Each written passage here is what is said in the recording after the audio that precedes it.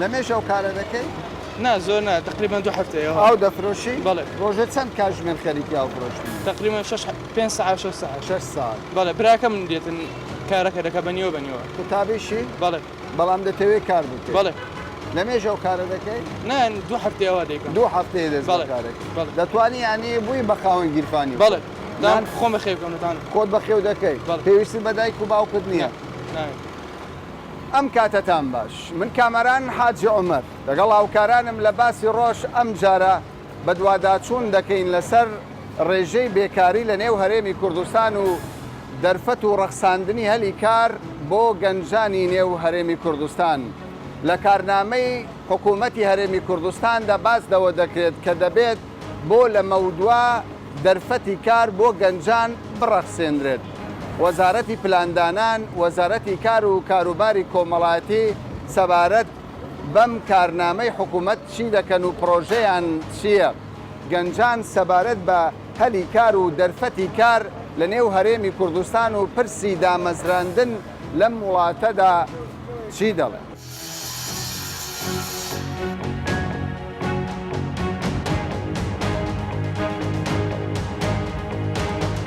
پێم بڵێ خەڵکێکی زۆر دەیەوێت لە دام و دەستگاکانی حکوومەتدا بمەزرێ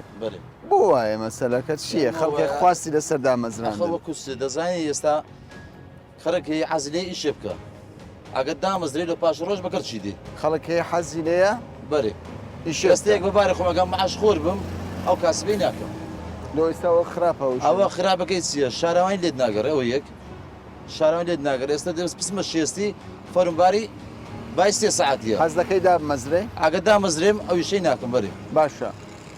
حەز دەکەی چ کارێک بکەیت؟ کار ئێستا بەدەوێت لە مزگەوتە شتەئین بم لە مەتکە بە شتەئین بم لۆ من چایبی نییە خڕاستە شادەم نییە چ بکەی لە مەکتەبەکە چ دەکەی؟ ئازە بە دەری گوتی بەردەستی بی بەرەویت کە بێتیاد لە مزگەوتی زتە بتام مزگەوتی خاوینکەمەوە باشە دەبی هەموو خەڵکیشی ئەوەی بکە هەموو خەڵک ببیتە فەرمانبەری حکوومەت ناشەرت نییە ئەی چی ینی دەبی هەر کەسێک لە دایی بوو یەکسەر بڵێ دامبەزرێ لە حکوومەت ئەوە ڕاستە؟ ئەوە ڕاستە؟ نەخێر ئەوەش ڕاست نییە ئەی چی هەموو کەسێک دەڵێ دامەزران ئێستا شەر نییە هەر کەسی بێژ خۆی قایل لە بەست ئێستێک بارێکم ئەوە کابرای پێ قایلنی ئەوە پێ قایلنی هەش ئەو هەیە تو پێی قایلی؟ بە کاسبیەکەی کاسبی غەزایە بەس شتێکی لێکوانەدا ئستا ئەگە شارەوانی لێمانگەڕێ ئەمە پێویستمان بە تەعینبوونی حکوومەت نییە ئەگە شارەوان لێمانگەڕێ کاسبیەکەی بکەین ڕاستە کە هەندێک عارەبانچی هەیە جادەکان شقامەکان پیس دەکەن بەس ئێستا شوێنەکە بە خۆتان دەبینین کە کووە بەڕاست داواکەیان لە حکوومەت هەرێمی کوردستان پێویستمان بە تەعینبوونی باش هەندێک گەنج شێ لە ماڵ دانیشتووە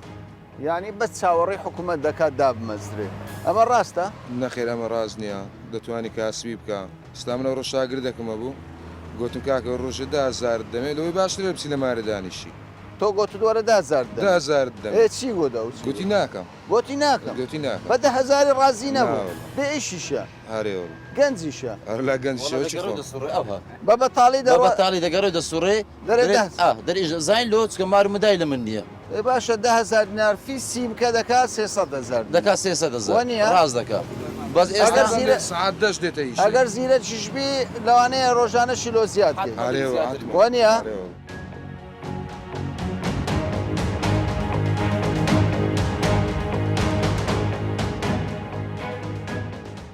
خەڵکێکی زۆر کرێکاری زۆری بیانی لە کوردستانە و خەڵکێکی ئێمەش حکوومەت دەڵێ لە سەدا 11 خەڵکی ئێمە بێکارە چی لێ تێدەگەی بۆ خەڵکی کرێکار لێرە ئیشی هەیە بۆ خەڵکی ئێمەش بێ ئیشە وەڵی کاکەەوە قەنەعاتە نازانم خەلکی من باوەڕی بە ئیشی وڵاتی خۆی نییە هەمووی چاو لە دەرە هەمووی چاو لە خارجەوە ینی مەبەستن لەوەیە بەشێک لەو گەنجانەی کە بێکارن پلانیان نییە بۆ ژیانەی کە لە دەرەوە دەکەن لێرە شەرمیان پێ بۆ ئەو کەلتورە بۆ وایە کللتوری کوردەواری ئەو هەیە باشە خەڵکێمە ئەو هەلێ ڕاتە پێدوانی هەڵەبی بەرێ وەڵارە ئێستا دوو کوڕم لە دەرەوەیە ئێستا لێرە بانە ژیانی منش خۆشترەبی وانش خۆشترە بوو بخ لە دەرەوەیە ئارێوەڵە یەکچەند لە هۆڵەندا یەکیان لە بەریتانیا لەوێ لە بەریتانیا ژنش ئینگلیزیینە باشش نەچ کوردی بینا بە باشتر نەبوو کاسبەکەش لێرە باشتر دەبوو ینی ئازاری دایەوە مەسەر ئارێوەڵە ئەوە تقریبا 19 سال 20 سالش لە بەریتانیا باشە پێی ناڵێ کوڕم ئەی هاوار لە وڵاتی دەرفەتی کار هەیە خەڵکێک بێوێ ئیش بکە دەرفەتی کار هەیە نییە وا دەڵێم وەڵی کاکەوەی کار بکە کارەیە تۆ دەڵێ چی پێ دوایە تەنیا دامەزراندە ڕێگای چارەسەرە بۆ ئەو گەنجانە یان دەبێ مێشکی خۆیان بەکاربین و لە کەرتی تایبەتدا ژیان بەڵێ ئەوە هەندە چی دەگەڕێتەوە سەر حکومەت زۆر کەسێ بڵێن شەهادە چینێ کە دامەزراندێ ڕێوانەشی گرتیا زۆر کەسیش برین یعنی لە قالبگرانی وەدەکە تۆ بە خۆت چیکار دەکەیت؟ ئەمنە سەف شەشم تاوا کردیا ئیشی ئەلەمینۆم دەکەم ئەلەمینۆم دەکەم باشە تۆ بۆ خۆت کارگەکت داناوە دوکانێکت داناوە بەڵێ ژیانی خۆت پێ بەڕێوە دەچی؟ الحەمدوللا ژیانی تۆ باشترین فەرمانبەرێک وەڵاهی لەوانەیە هەندێک وەستا ژیانیان لە فەرمانبەری باشتر بێ هەندێک فەرمانبەریش ژیانی لە وەستای باشتر بێ تۆ چی دەڵێ؟ لە 2011 خرجکولیەمە ئەتا ئێستا چام لە تعینات ئۆشتانە نەبووە احتیمالی ئەو پارەیەم بدەستم دەگاتم بە تعینات بۆشتانە بدەستم یعنی هەر لە زانکۆ تەخەڕوجت کرد؟ هەر تەخەڕوج پێش تەخەڕوجی شەر ئیشەم هەر کردیان هەر ئیشەم هەر کردیان احتیمالی قەناعەتم زیاتر بە ئیشەکەی خۆم هەبیتن نەک بە تەخەڕوج بەس لەسەر حکومەتی هەرێمیش فەرزە هەڵی کار زیاتر بکە لە بۆ گەنجەکان گەنجەکی زۆر بێکارە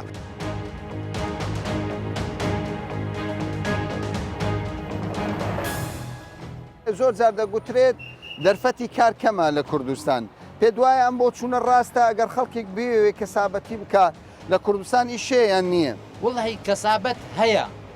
بریم کەسابەت هەنیە نییە هەیە بەس بەو دەرەزەی نییە کە هەموو کەس پێ بژی باشە پێ دوایە گەنجێک نەتوانێت نانی خۆی پەیدا بکە هەر گەنجەک بیاوێت کاسبی بکە دەتوانین نانی خۆی پیاکە دەتوانێت یانی ئەو دەرفەتە لە کوردستان هەیە ئەو دەرفەتە لە کوردستان هەیە ئەگەر بیاوێ کاسبی بکە کاسبی هەیە باشە ینی خەڵکێکی زۆر هەیە لە کوردستان ینی ژمارەیەکی بەرچاو هەیە گەنجن دەڵێن ئێمە کارمان نییە چی تێدەگەیلەوە هۆکاری نەبوونی کارەکەت بۆ دوو سێشت دەگەڕێتەوە زۆربوونی هاوڵاتی دەرەوەی کوردستان یەک دوو ئەو هاوڵاتی کوردستان موچینە نەتوانانی بە 500 دلاریش بکە هاوڵاتی دەرەوەی کوردستان بەس لە کرێکاری بیانە کرێکاری بیانی عەربی ئێرانی تورکی هەموو جۆرەکان زۆرە ئێستا بڕۆ مۆڵەکان ببینە باشە پێ دوایە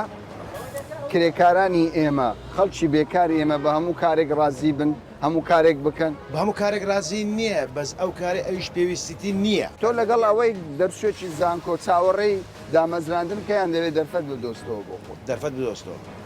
خەڵکێکی زۆر نبینی نایەوێت دەرفەت بدۆستەوە زۆر کەسێ لۆ ئیمکانە لێ نیکە ئەوانە لەوان ئیمکانە نایکاتن بەس خەڵکی شەیە لۆشی ئیمکانێ لە دوای کاریش دەگەڕێ بەس ئەو کارە نێبیکە تۆ ڕۆژانە چەندە؟ من ڕۆژانە لە بەیانی تا ئێوارە بە 15 زاری شەکەم لە بەیانی هەتا ئێوارە مەسرفی سیارەکەش چون و هاتن لەسەر خۆڵی باشە لەگەڵ ئەوەی هەموو خەڵک دابمەزرێ لەگەڵەوە نیمە هەموو خەڵک دابمەزرێ پێویستە مەسەرەن با بڵێن کارگەی زۆر بکرێتەوە لە کوردستان وڵاتان باش تۆ دەڵێیت چی؟ بەخوا ئەم نزۆکی ڕێی و برادەرەیمە ئێستا کە تەماشاکە من ئەو مێزەم هەیە ژیان مەسە ئەو مێزەیە ئەو ژیان پێ بەڕەو ناسی بەخۆشم 18 سال لە بۆ حکومەتەی شرتە بما برێ خزمەتم کردیا بەس ئەم تەقاعد و مێزە تەقاعد بۆ 220,000 دیناری ئێدەوەرە ئێستا کە من 4 کچم هەیە برێ ئەوە ئێستا هەر بە 6 کەس بینەمارێ بە 220,000 بەڕێوە دەچی باشە تۆ ئەگەر ئەو مێزەت هەیە کەسابەت تێدا دەکەیت ئەو مێزە دەبژێنی ئەو مێزە ئەگەر لێگەرن جەماعەتی شارەوان لێم گەرێتم بە جوانی شکم باشە لەخوای بەزیای دەمژینی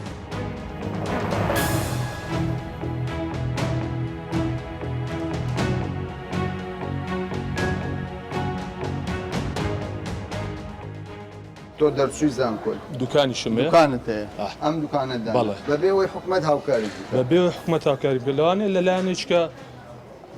خانەوادەکەم هاوکارم بێ بەس شەر نییە ئیلا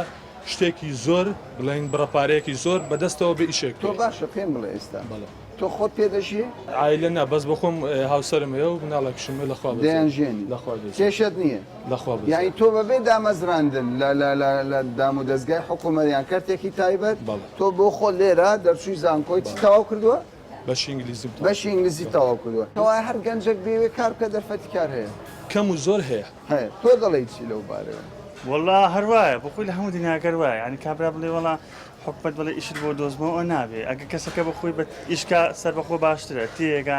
زیاتر پیاکە سەر لە ئەوروپا ئەوانی خزمی کەمان لێە ئەڵێ خەڵک لەوێ زۆر ناچێت لە کەرتی تایبەت حکومەتیش کاچی لە کەرتی تایبەتەکە کەرتی تایبەتەکە بەڵام حکومەتی وڵاتێک ئەوروپا هەمی وایە لە ئەوروپا بەڵێ ینی حکوومەت هەمووان لە کەرتی گشتیدایان نامەزرێنی هەروایە جێ نابێتەوە جێ نابێت تۆ چی بکە ئەنیسە تۆ بڵێ وڵاتێکی بەریتانیا 6 میلیۆنە پاشە 20 میلیۆنی ئەبێت مۆزە بێ نا ئێوە خاوەنێ و دوکانە ئەوە ئیش و کارمان لە منداڵینێ لە منداڵی ئەو شتان لەم وڵاتە دەرفەتی کار هەیە بۆ گەنج بێت هەیە هەیە هەیە بەڵێ بەڵام هەندێک کەس بێکارە ئەو خەتای خۆی نازانی نازانی کاسبی بکات نازانین کاسبی یعنی چی پێ دەڵێ تۆ بۆ نمونە ئێستا ئەو گەنجە جێی لە تۆیە دەڵێ کاکە چۆن نازانم وەرە پێم بڵێ چی بکەم فێریش بە چیش هەگەر مەسەڵ مانگەک دوو مانگ لەکن نەفەرێکی ئیش بکە هەرچی مەسلحەی بی هەرچی ئیش بی با بێ مەعاش بیش بێ ماک سێ مانگ بی بە شاگرداشی ئیشکە عادەتانی با ئیش بکە پاشان مهینەکە فێر بەری بەری بزڵ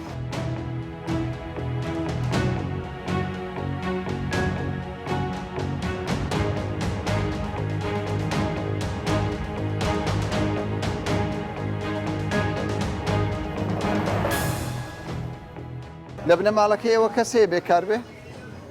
لە هەیە هەیە زۆرە؟ وڵات تقریبان 5 نەفرێک دەبێت 5 نەفر؟ چەند کەسنەوە 5 نەفر؟ ناخە خوازە برازایەکانم دەڵێ نەگە برا و خوشکەکانی خوێندنیان تەواو کردێ بەڵام بێکار بەڵێ لە ماڵ دانیشتون؟ بەڵێ دانیشتونە باشە چاوەڕێی چی دەکەن؟ وڵات چاوەڕێی قرارە چێکن کە بیان گرتەوە بچین دەوام بکەن یانی تاعینات؟ تاعینات دامەزراندن؟ بەڵێ هەرچی بیتین ئەگەر حکومی بی یان حکومی بی تا شتێک بی پێ دوایە ئەوە دەڵێ خوێندنی تەواو کرد چاوەڕێی دامەزراندن دەکەن تۆ وەکو گەنجێک پێ دوایە هەر کەسێک کە دەربچی لە زانکۆ دەبێت لە حکوومەت دامەزرێ من زۆر لەیش خۆم ڕازیمە لە خۆی گەورە بە زیاد بێت تا ئێستاژەوە 20 ساڵی شێرەکە لە 2000ەوە کو خوێندنم واسینە هەتا ئێرە 20 ساڵی شێرەکە بۆ خۆت بۆیتە خاوەن پرۆژەی بە تاکید وازمانیەوە ئێستاکە 2 ساڵ لێرینە و ئیش دەکەی کەواتە لە کۆی مەسەلەکەدا هەر کەسێک چاوەڕێی دامەزراندن بکە خۆی دەزانێت دوای هەڵە بێ یان دەبێت کار بکە هەڵەیە چونکی باری حکوومەت خورس دەکات کەرتی تایبەتێ دەتانی بەخۆی پیشەی ئیشەکی دروست بکە دەتانی پرۆژەکی بکە دە 12 گەنج 20 گەنجی لەگە خۆی مەژغول دەرفەتێ بۆ نییە ئێستا گەنجی سامی ڕێزمەیە گەنج هەتا سعات 3 شەوێ نانوی سبەنان سعات 12 هەردەست سعاتێک دەستی تەمبەڵیە بەڕاستی پێ ئەمن هەتا ئێستا گەیشتمە ئەو ئەمرێ ڕۆژێک لە ڕۆژان بێ ئیژ نەبوویمە ئەو بازارە سووتە 2000 قسوور دوکان سووتە من بۆ بەیانی چوم لە شوێنشکەی کارم کردیا ینی ڕاوەنەستامە بەزا خەڵک فێرە نانی خواردنی دەست دایک و باوکی بۆ دەست پانکاتەوە دەبێ ئیش بکە ئیش بکە بۆ تۆ چ کار دەکەیەوە پارێزەرم بەسکاری خیاتی دەکەم بە ناچاری ئەو هەویەکەش لە بەرکمە بەڵێ 3 ساڵیشە و هەموو ساڵە شەوێ خۆم و دەرفەتی کار نییە لە بۆ هەموو کەسێک خیاتم بەڵێ ئێستا بووە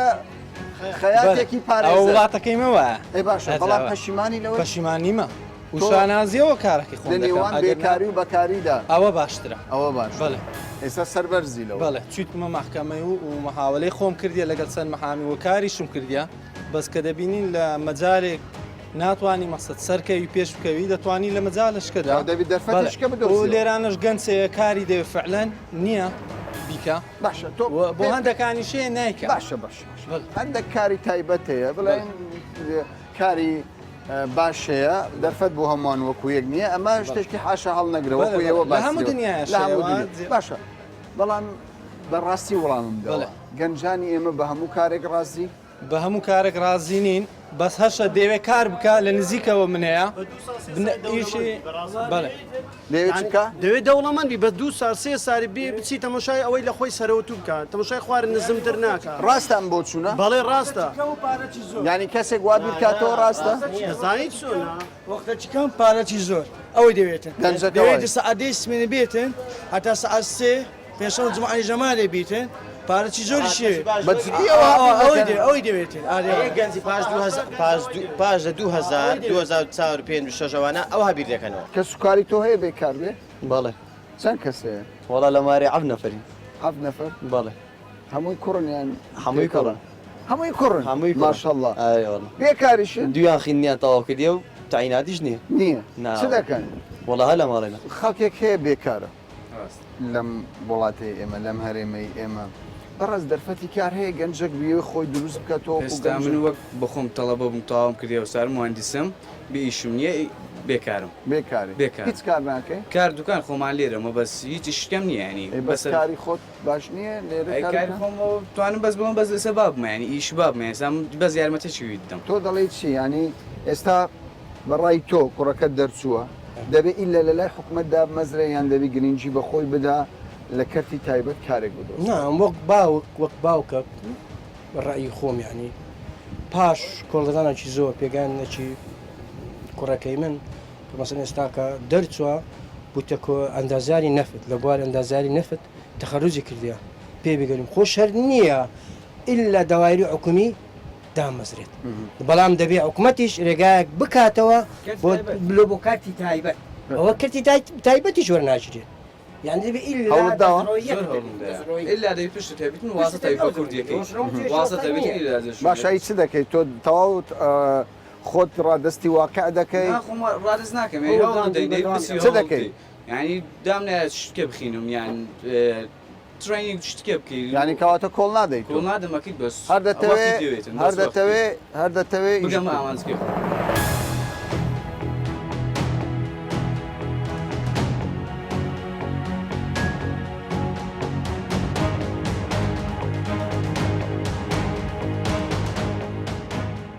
با لە ڕەوشی ڕێژەی بێکاریەوە دەست پێ بکەین باسدەوە دەکرێت دۆخی ئابووری بە بەراو لەگەڵ ساڵانی ڕابردوو تا ڕادەیەک باش بۆ لە هەرێمی کوردستان ڕێژەی بێکاری چی بەسەرهاتوە دکتۆر دوای ساڵی 2013 لە ساڵی 2013 ڕێژەی بێکاری لە کوردستان 6.7 بوو ئەوە بە پێی داخوێنەکانی وەزارەتی پلاندانان دوایی کە کوردستان تووشی قەیرانێکی دارایی بوو ئەو قەیرانە کاری کردوتە سەر هەموو بوارێک لەس بواری کەرتی تایبەت پرۆژەکان و هەروەها ئیش و کار و چاڵکیەکانی حکوومەتیش ڕێژەی بێکاری بەرەو زیادبوون ڕۆیشت حتا لە ساڵی 2015 و 16 گەیشت بوو سیانزەش یعنی لە 12 تێپەڕی بوو ناتوانم بڵێم سیانزە لە 12 تێپەڕی بوو دوای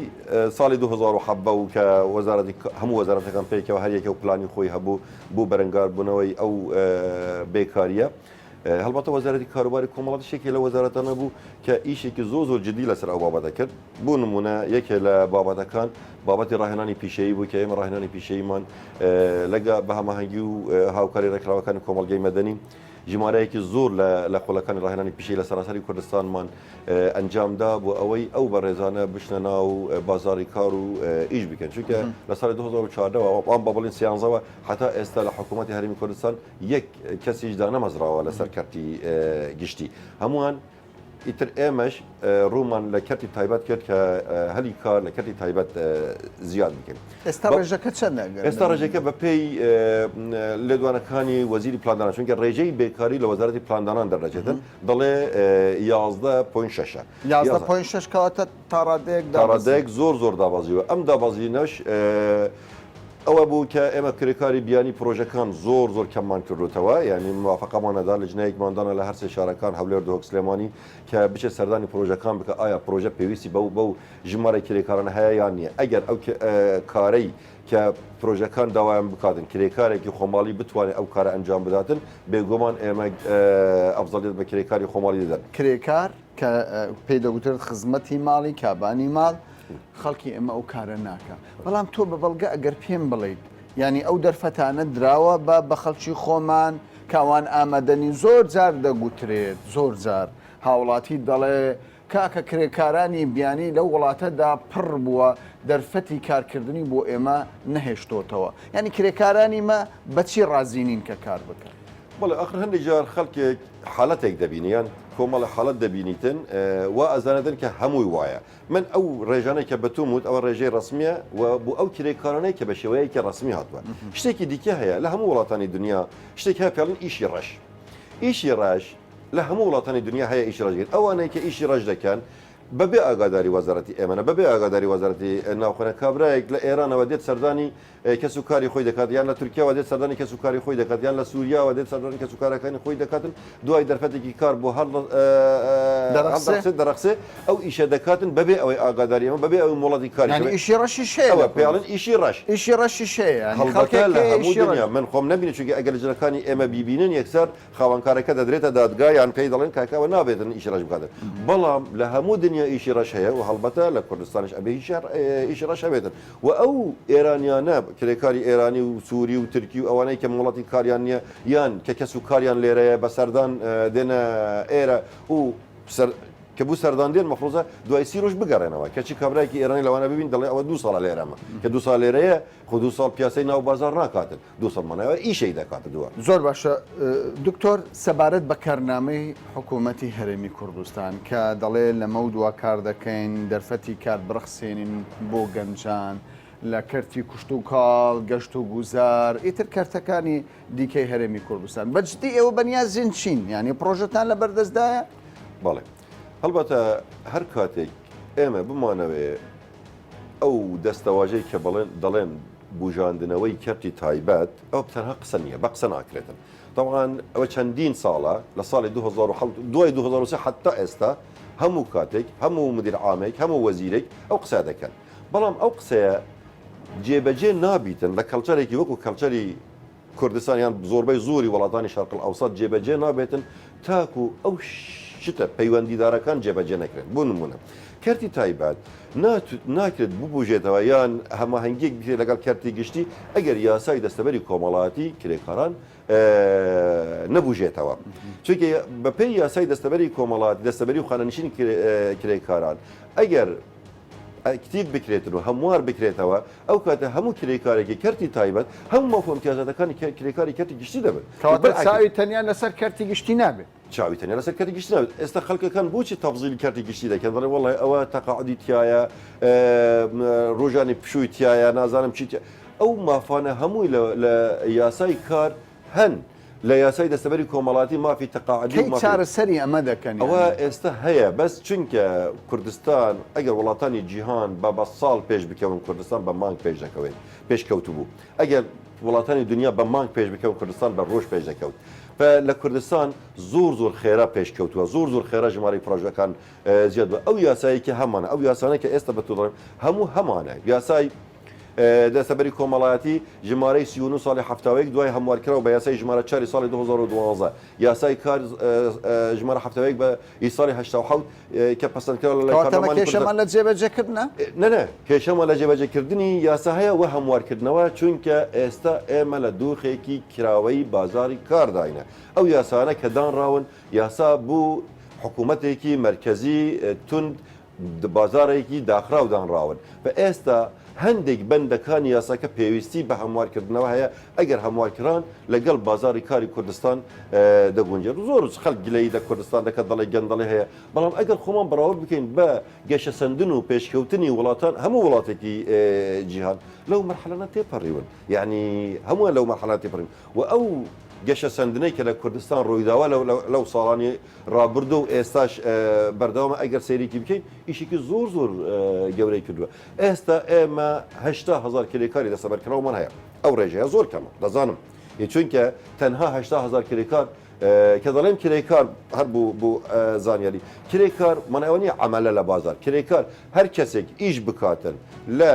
کەرتی تایبەت یان لە دەستگای پرۆژەیەکی کەرتی بەرامبەر کرەیەکی مانگانەی جێگیر پێڵن کرێکار ئەوە تاریفی کرێکارە بە پێی قانون ئەو کەسێک کە لە دەستگایەکی مێدیایی سربەخۆش کار دەکاتن یان کەرتی تایبەتش کار ئێستا کرێکار جەنابەت ئێستا بە پێی قانونی ئێمە کرێکاری مەفرۆزە دەستەبەر بکرێت هەر کاتێک سبەینێ چێ لە شوێنەکەی خۆت دەرچوویت یان هەر ئیشێک ئەن هەر کارەساتێک بەسەری تو هاتنەوە هەموو مەفەکانی تو لە لای ئێمە پرۆژەتان هەیە بۆ ئەوەی هەلی کار زیاتر بێت لە داهاتوو هەڵبەتە چونکە ئێمە ڕاهێنانی پیشەی دەکەین و ئێستا بە هاوکاری ڕێکخراوی BFZ و ڕێکخراوی GIZ و کۆمەڵی ڕێکخراوەکانی دیکەی تایبەتی لە وڵاتی ئەڵمانیا ئەو پیشانە کە پێداویستی بازاری کارن ئێمە لە سنتەرەکانی ڕاهێنەری پیشەی خۆمان زیاد کردووە و ڕاهێنەرانمان پێ کردووە و ئەوانە خەڵک فێر دەکەن بۆ ئەوەی بچن بوو نمونە پیشەیەک وەکو پیشەی گرین ئینەرژی ئەوانەی سۆلارەکان ئێستا خەڵک گلەی لە کارەبا دەکاتن ئەگەر سبەینێ توانیمان لە ناو بازاری کوردستان زۆر بکەین ئەو پلێتی سولارەکان خەڵکێکی زۆر ئیشی لەسەرگرن بابەتی چاکردنەوەی موبایل بابەتی لولە کێشی بابەتی بوونەکەن حتا ئێستاش ئەو کاتێککە بیرەوەریەک ساغ دەکرێتەوە بوونەگەیان خەبیرێک لە ئوردن دەهێنیان لە لبنان دەهێنیان هەندێک کۆمپانیا دروستکرێت کە خەبیرەکانی هەمویان دەرەوەنە ئێمە کە ئەو خۆڵانە بە شێوەیەکی ئەکادمی بە شێوەیەکی جوان بوو گەنجانی ئێمە کردووە لە مەودووە ئەو گەنجانی ئێمە دەبنە خاوەن ئەو پیشانە و ئەو پیشانە لە مەودووە ئەولەویەت بە کرێکاری خۆمان هەڵبەتە لە مەودووە ئەولەت بێت طبعا 3-4 ساڵێکە لەسەر ئیش لەسەر ئەو دەکەین بەس چونکە کارنامەی حکوومەتی نوێشمان هەر ئەو بابەتە گرنگیدان بە کاتی تایبەتە گرنگیدان بە گەنجانە ڕەخساندنی دەرفەتی کارە گرنگیدان بە ڕاهێنانی پیشەی بوو گەنجانە ئێمەش گرنگیەکی زیاتر بە ئەو بوارانە دەدەین.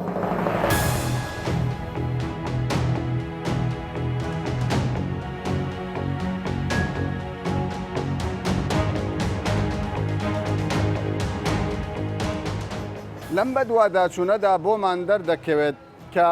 ڕێژەی بێکاری بە بەراورد لەگەڵ ساڵانی ڕابردوو زیاتر کەم بۆتەوە. وەزارەتی کار و کاروباری کۆمەڵایەتیش دەڵێت ئێمە سوورین لەسەر کارنامەی حکوومەتی هەرێمی کوردستان و پێویست دەکات و دەبێت لە داهاتوودا ڕێژەی بێکاری لە 11 زیاتر کەم ببێتەوە. کاسبکارانی ئەم بازاڕەش دەڵێن پێویستە گەنجان دەست و بربن و ئیتر چی دیکە چاوەڕێ لە حکوومەت نەکەن تاوەکو لە فەرمانگەیەک یا لە بەڕێوەبەراتیەک دابمەزرێن. دەرفەتی کار بە بەراورد لەگەڵ وڵاتانی دەوروبەر لە هەرێمی کوردستان زیاترە. پێویستە هەوڵ و هیممەت بکەن و بە هەر شێوەیەک بێت نانێک بۆ خۆیان و خێزانەکەیان پەیدا بکەن. تا باسێکی دیکە و بابەتێکی دیکە بەخواتان دەسێت.